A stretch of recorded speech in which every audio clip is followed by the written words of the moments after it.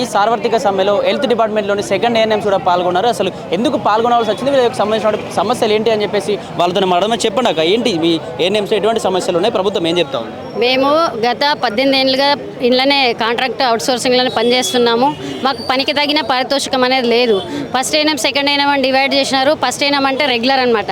ఆ రెగ్యులర్ ఏఎన్ఎంకి ఏమో లక్షల్లో జీతం వస్తుంది, మాకు 25,000 వస్తుంది. కనీసం మాకు హెల్త్ ఇన్సూరెన్స్ లేదు, హెల్త్ ఎక్స్గ్రేషియా లేదు. ప్రెగ్నెంట్ ఉంటే మేము పరాయి ఏఎన్సీలకు కడుపుతో ఉన్న వాళ్ళకు మెటర్నిటీ లీవ్ కోసము అమ్మ తల్లిపాలు వేయాలి 6 నెలల వాళ్ళకని వాళ్ళకి చెప్తాం.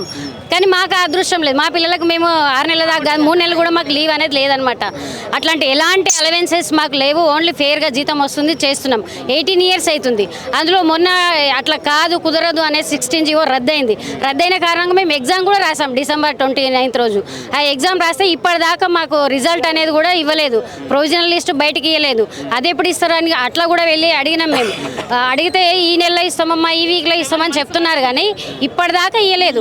ఇప్పటికి 7 months అవుతుంది. జీతం కూడా మొన్న 2 months రాలేదు. అంటే ప్రతి నెల జీతం ఇస్తానని మాకు మాట ఇచ్చిన సీఎం గారు ఇప్పుడు అది కూడా లేదు. 25,000 వస్తుంది. మేము పనికి తగిన పారితోషికం వస్తుందండి. 46 రావాలి అసలు అట్లా ఇవ్వాలంటే. కనీసం 100% గ్రాస్ అనేది అన్నా ఇవ్వాలి అని మా కోరిక. 100% గ్రాస్ అంటే రెగ్యులర్ వాళ్ళతో కొంచెం సమానంగా ఉంటుంది. ఒక 5-10 వేలు తేడా ఉంటుందేమో కానీ మిగిలిందంతా వస్తుంది. ఎందుకంటే మాది శ్రమ దోపిడీ అయిపోతుంది. ఇది అన్యాయం కదా. అట్లా వద్దు. మోడీ గారు ఇది గమనించండి. మాకు అన్నీ బంద్ చేసుకుంటూ వెళ్తుంటే మేము ఎట్లా బతుకుతాం? మేము కూడా ఓట్లు వేస్తున్నాం, మీకు కూడా అధికారంలో నిలబెట్టినాం. కాబట్టి మమ్మల్ని మీరు మర్చిపోవద్దు. మాకు హెల్ప్ చేయాలి. ఇప్పుడు మీ దగ్గర నుంచి రావాల్సిన 3 monthsకి ఒకసారి ఫండ్స్ ఇస్తున్నారంట. అది కూడా మాకు 3 monthsకి ఒకసారి శాలరీ కూడా రావట్లేదు. మొన్న 2 months బంద్ చేసినావు. అట్లా కాకుండా ప్రతి నెల వేయండి.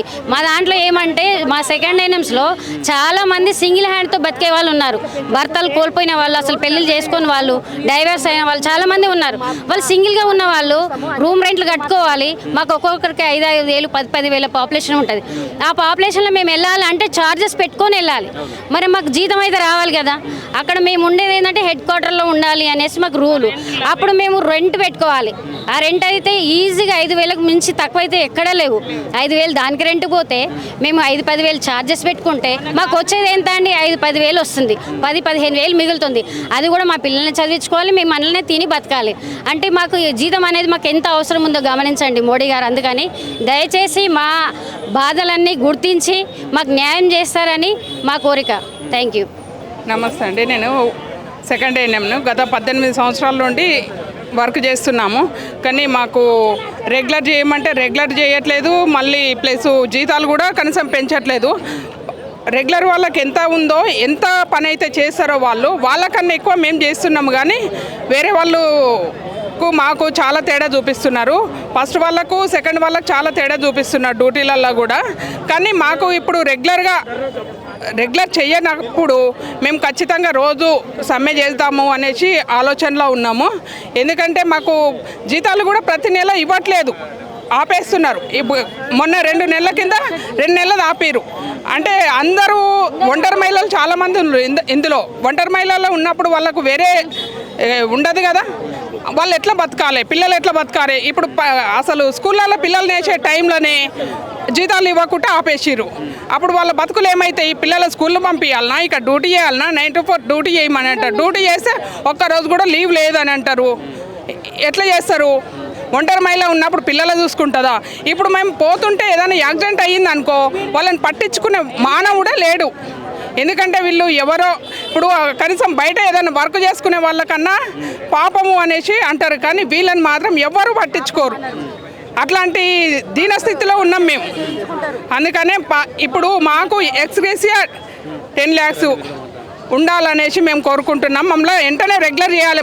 ఇప్పుడు మాకు 50 ఏళ్ళు దాటిపోయినాయి. కొంతమంది మా సీనియర్స్ అక్కలకు 60 ఏళ్ళు, ఇంకా 1 సంవత్సరమో 2 సంవత్సరాలు మాత్రమే ఉంది.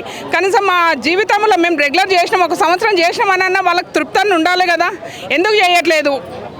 అప్పుడు 5 సంవత్సరాలకే రెగ్యులర్ చేస్తామన్న ఉద్దేశం మీద తీసుకున్నారు. ఇప్పుడు ఎందుకు 18 సంవత్సరాలు కంప్లీట్ అయ్యి 19 సంవత్సరాలు నడుస్తున్నాయి? ఎందుకు చేయట్లేదు?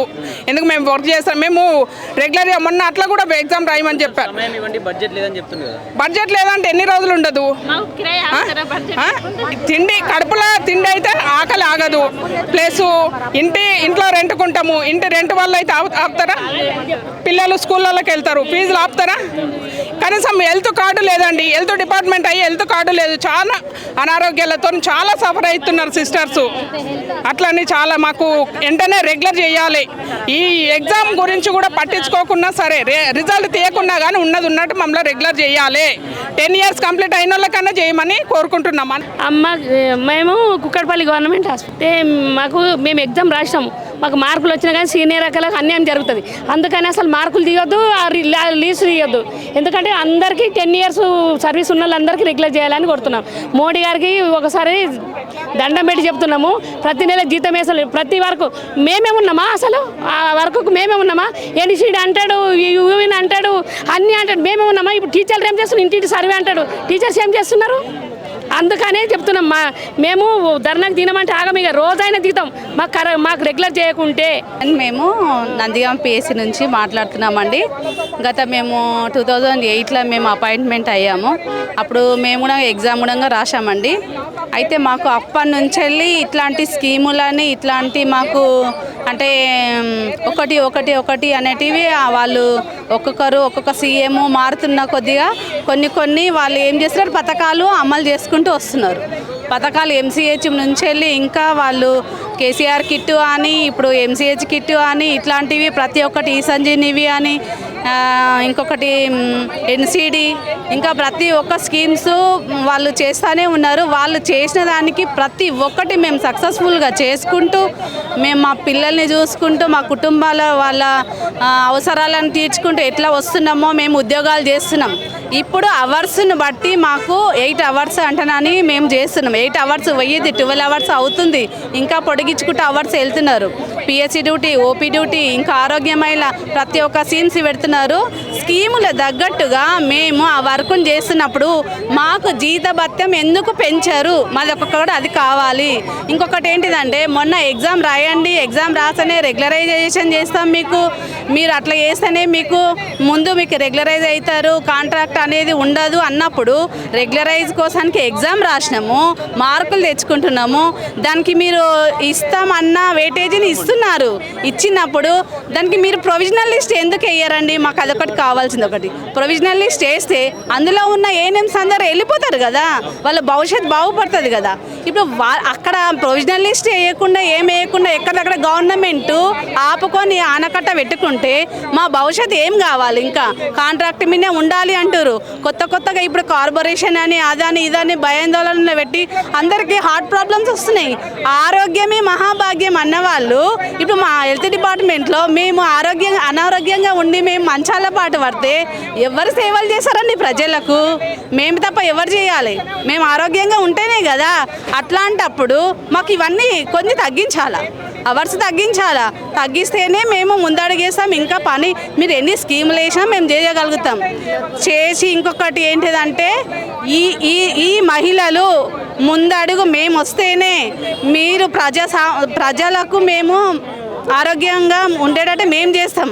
ఈ మహిళలు చేస్తేనే మీరందరూ భవిష్యత్తులో మీరందరూ సమాజంలో మంచిగా ఉంటారు. ఆరోగ్యమే మహాబలం అన్నప్పుడు హెల్త్ డిపార్ట్మెంట్లో ప్రతి నెలకు మాకు 1వ తారీఖు వరకు శాలరీలు వచ్చేటట్టు చేయాలి. ఇంకొకటి రెగ్యులరైజేషన్ గురించి మాకు ఎక్కడైతే ఆగిపోయిందో ఆ ప్రొవిజనల్ లిస్ట్ మాత్రము తొందరగా మీరు అమల్లోకి తీసుకొచ్చి పెట్టాలని మేము విన్నవించుకుంటున్నాం. ఇప్పుడు ఇంతకుముందు గవర్నమెంట్ ఏమైందో తెలియదు. మాకు కాంగ్రెస్ ప్రభుత్వం వస్తే మేము సాధిస్తాము అనే పట్టుబలంతో మేము రోడ్డు మీద ఉండి మేము కాంగ్రెస్ కావాలని ఒప్పుకున్నాం. కాంగ్రెస్ వచ్చినప్పుడు ఇప్పుడు ఎందుకు తొక్కి కిందకి వేస్తున్నారు మమ్మల్ని? మరి మాకు కూడా కొన్ని చూడాలి కదా.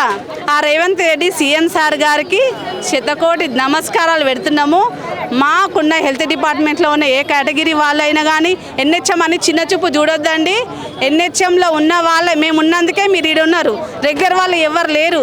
రెగ్యులర్ వాళ్ళు లేనందుకే మేము కాంట్రాక్ట్ వాళ్ళు ఇంతమంది ఉన్నందుకు మీ ప్రోగ్రాంలు, మీ ప్రతి ఒక్క స్కీములు, మీరు ఇంకా పథకాల మీద పథకాలు వేస్తున్నాయి అన్నిటికీ మేము వాటిని వినయించుకొని మేము దాన్ని ముందుకు కొనసాగిస్తున్నాం. మీరు ఇక్కడ వరకు ఉంటున్నారు, మేము లేకుంటే మీరు లేరు అని నేను ఇప్పుడు బల్లగుద్ది చెప్తున్నాను. ఆ ఒక సీఎం సార్ గారికి కానీ ఆరోగ్య మంత్రికి కానీ వీళ్ళందరికీ మా గురించి ఒకసారి ఆలోచించి ఏఎన్ఎంల గురించి ఆలోచించి మమ్మల్ని రెగ్యులర్ చేయాలని కోరుకుంటున్నాం.